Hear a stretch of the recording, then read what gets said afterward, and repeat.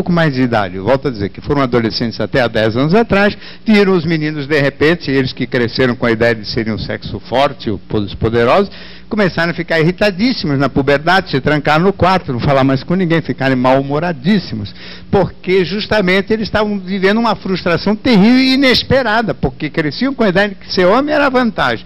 De repente, topa com essa enorme desvantagem, porque eles estão desejando as meninas que, crescidas justamente com a ideia de que elas não eram nada, elas começam a andar na rua e percebem, de repente, que todos os meninos, né, especialmente as mais bonitas, evidentemente percebem que os meninos começam a olhar muito, e de um jeito muito cobiçoso para elas. Né?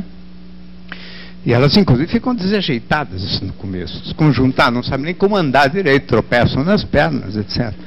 Mas gostam muito. Então elas que vinham da ideia de que, na infância de que elas eram nada, de repente se viram importantíssimas. Né? E os homens que pensaram que eram tudo, de repente viram nada.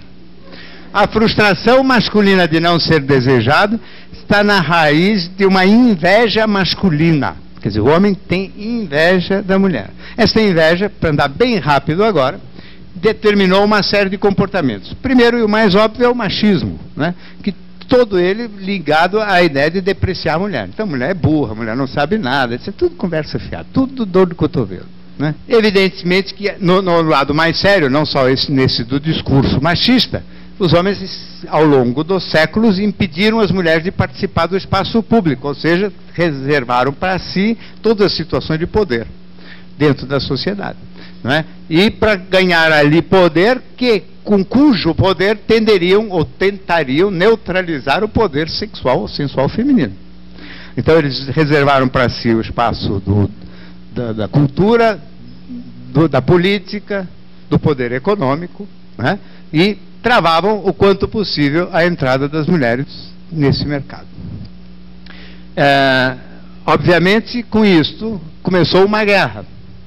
A famosa guerra entre os sexos, em que as mulheres usam o seu poder sensual como instrumento e os homens usam o poder, principalmente econômico, mais explícito, também como instrumento de dominação.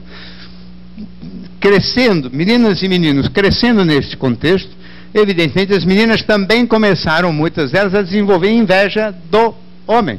A inveja chamada inveja do pênis, que na psicanálise ganhou tanta importância e que não é universal, porque só uma boa metade das meninas que tinham inveja do pênis, eu digo tinha porque está tudo mudando, a inveja do pênis, querer ser como os meninos, porque aos meninos era reservado esse espaço político, econômico, profissional, que para elas estaria fechado. Né?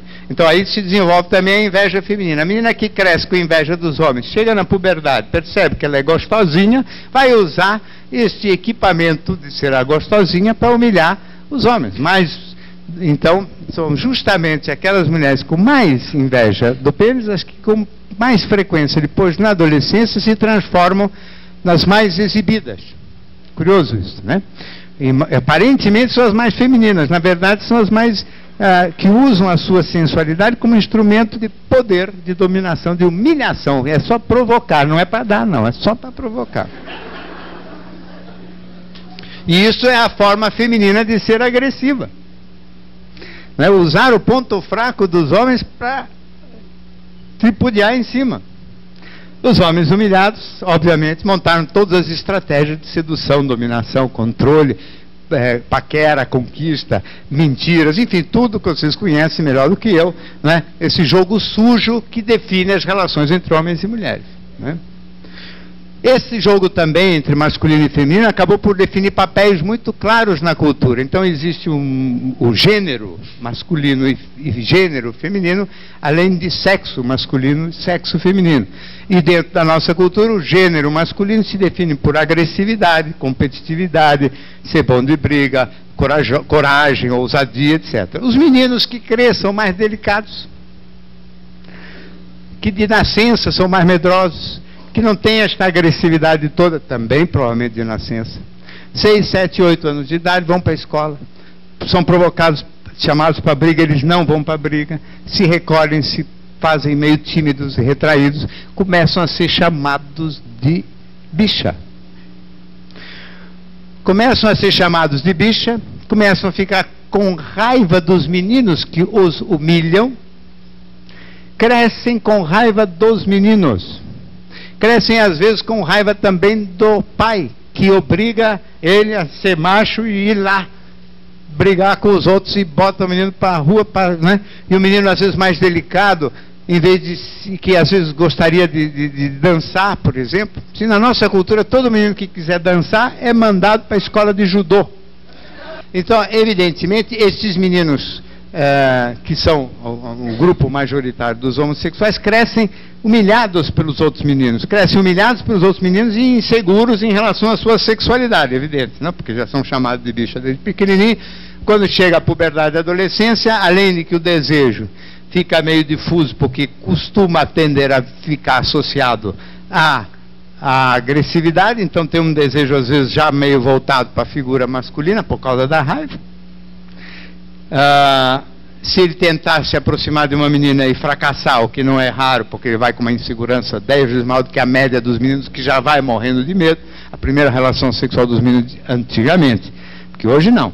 Hoje eles se iniciam sexualmente com as suas namoradas, 16, 17, 18 anos de idade. Mas naquele tempo era 13, 14 anos, porque era vestibular de macho, né? Era um negócio que iam todos morrendo de medo.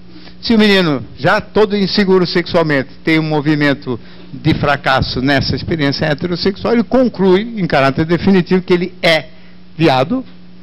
Então ele não está viado, ele é viado, isso deve ser de nascença, e aí nunca mais ele bota em xeque coisa nenhuma, e por aí caminha com prazer, porque a troca de carícias entre dois homens é absolutamente tão gratificante quanto aquela que possa existir entre um homem e uma mulher.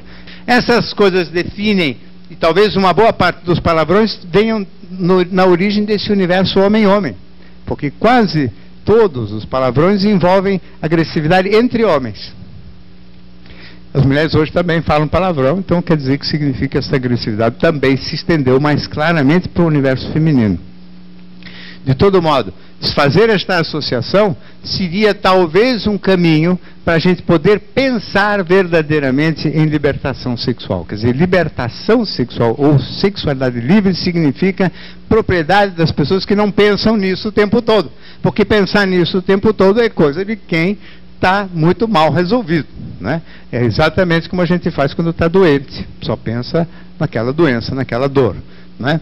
A libertação sexual está longe e não evoluiu nesses anos, porque infelizmente nada aconteceu naqueles anos de 68 até muito pouco tempo atrás que pudesse realmente modificar esse clima e criar um ambiente de companheirismo positivo entre homens e mulheres. Primeiro movimento positivo